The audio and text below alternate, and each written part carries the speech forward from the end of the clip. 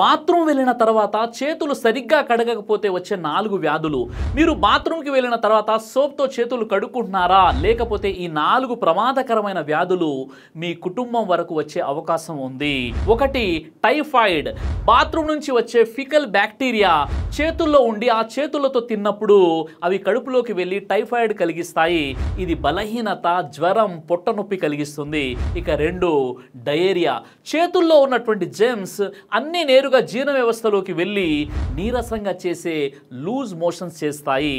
చిన్న పిల్లలకి అయితే ఇది లైఫ్ థ్రెటనింగ్ కూడా అవుతుంది. ఇక 3వది వార్మ్ ఇన్ఫెక్షన్స్. పాము పురుగులు చేరడం, చేతుల ద్వారా ఎగ్స్ లేదా పురుగుల సూక్ష్మ భాగాలు నోట్లోకి వెళ్ళి పొట్టలో పురుగులు పెడతాయి.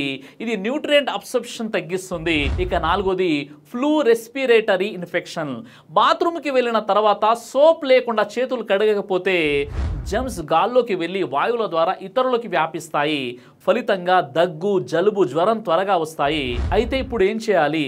సులభమైనటువంటి పరిష్కారం. బాత్రూమ్ తర్వాత 20 సెకండ్స్ సోప్తో చేతులు కడగకపోతే ఇంట్లోకి వ్యాధులు వస్తాయి. బాత్రూమ్ తర్వాత తినే ముందు తప్పక చేతులు కడుక్కోవాలి.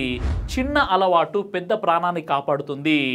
చెప్పండి మీ పిల్లలకి కూడా చెయ్యండి షేర్. పబ్లిక్ హెల్త్ కోసం ఇది స్ప్రెడ్ చేయండి.